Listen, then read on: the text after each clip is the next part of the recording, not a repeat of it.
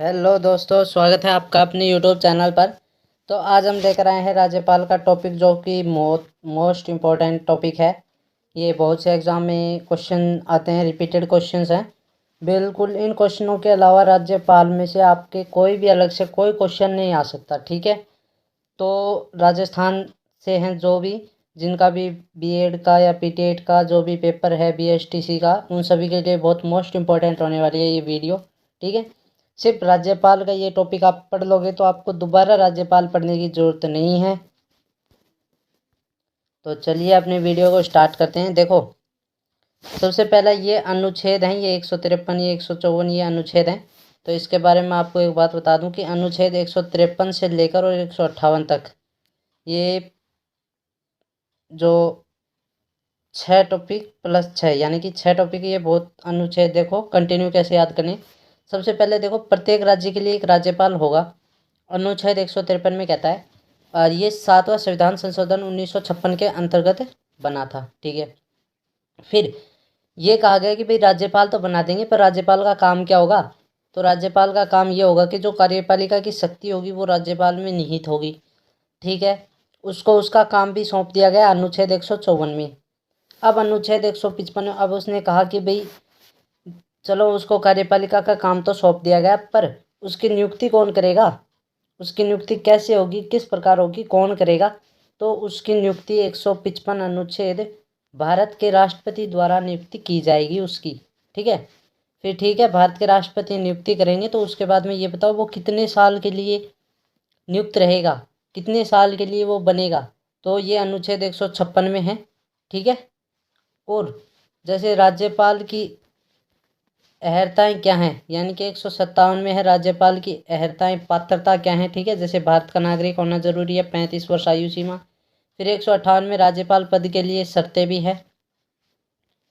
अब चलते हैं 163 अनुच्छेद, न्यायालय के न्यायाधीशों की नियुक्ति नहीं कर सकता, ठीक है। नियुक्ति किन चीज़ों की कर सकता है वो मैं अभी आपको आगे बताने वाला हूँ। अनुच्छेद 163, राज्यपाल की सहायता और सलाह देने के लिए मंत्रिपरिषद होता है, ठीक है। ये आपके राज्यपाल का पूरा टॉपिक हो गया। इसमें यहाँ पर देखो सिर्फ 4 अनुच्छेद और बचे हैं। 174 अनुच्छेद में क्या होगा, विधानसभा को आहूत, विघटन और सत्रावसान करने की क्या होती है, इसमें शक्ति होती है।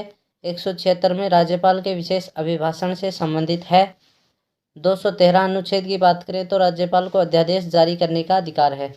आपको सिर्फ इसमें यह पूछा जाएगा, जैसे मान लीजिए विधानसभा को आहूत, विघटन और सत्रावसान करने की शक्ति कौन से अनुच्छेद में, तो आपको ये अनुच्छेद, ये बहुत मोस्ट इंपॉर्टेंट अनुच्छेद है।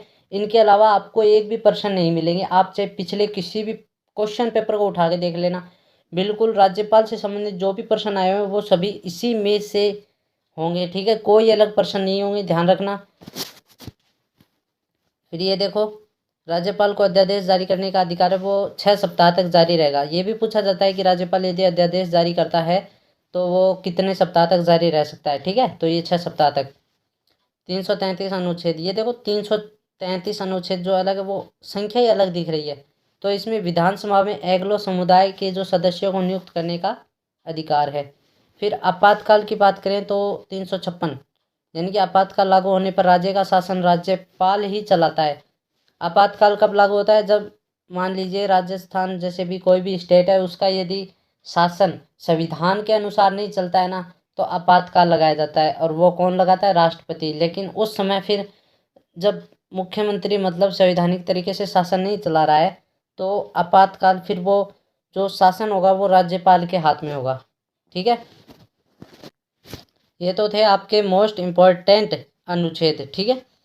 अब चलिए, कई बार ये प्रश्न पूछ लिया जाता है कि राजस्थान में राष्ट्रपति शासन कितनी बार लागू हुआ था। तो राजस्थान में राष्ट्रपति शासन देखो 4 बार लागू हुआ था।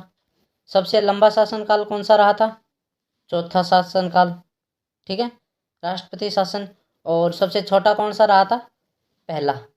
या तो सबसे छोटा पूछेंगे या सबसे बड़ा पूछेंगे, ठीक है। ये पूछेंगे राष्ट्रपति शासन सबसे लंबा काल कौन सा रहा है सबसे, और सबसे छोटा कौन सा रहा है, ठीक है।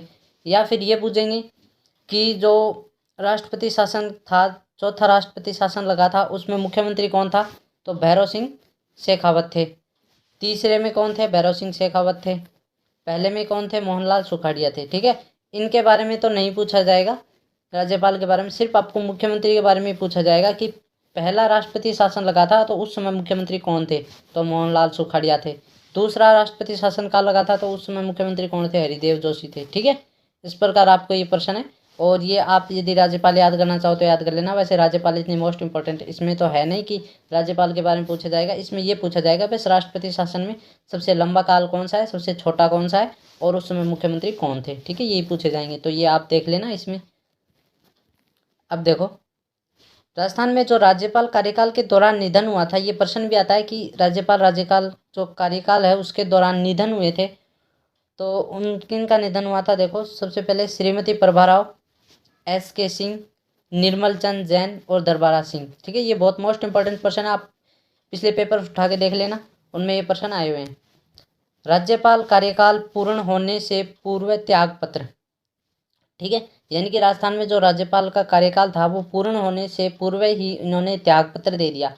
एक तो थे प्रतिभा पाटिल और एक मदन लाल खुराना, इन दोनों ने अपना कार्यकाल पूर्ण होने से पहले ही त्याग पत्र दे दिया था। ठीक है, अब देखो, हमने कहा था राज्यपाल किसकी नियुक्ति कर सकता है, किसकी नहीं कर सकता।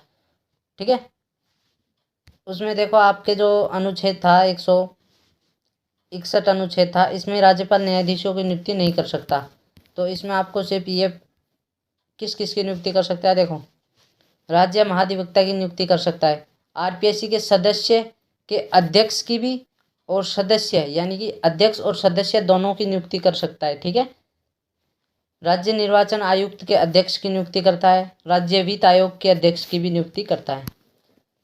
फिर पश्चिमी क्षेत्र सांस्कृतिक केंद्र उदयपुर के सभापति कौन है? राज्यपाल। ये बहुत मोस्ट इंपॉर्टेंट प्रश्न है, ये आया हुआ है ये प्रश्न कई बार। ठीक है, अतिरिक्त कार्यभार यानी कि राजस्थान के जो राज्यपाल थे उनको अतिरिक्त कार्यभार दिया गया। एक तो धनिक लाल मंडल थे और एक स्वरूप सिंह थे, इनको अतिरिक्त कार्यभार दिया गया था। ठीक है, तो ये आपके जो राज्यपाल का टॉपिक था ये आपका क्लियर हो चुका है। और हाँ, यदि आपको इसकी PDF चाहिए तो आप हमारे डिस्क्रिप्शन लिंक में जा सकते हैं, और जिसने भी हमारे चैनल को अभी तक सब्सक्राइब नहीं किया वो हमारे चैनल को ज़रूर सब्सक्राइब कीजिए, ताकि आपके लिए ऐसे ही और भी बहुत ही मोस्ट इंपॉर्टेंट प्रश्न लेकर आएँ।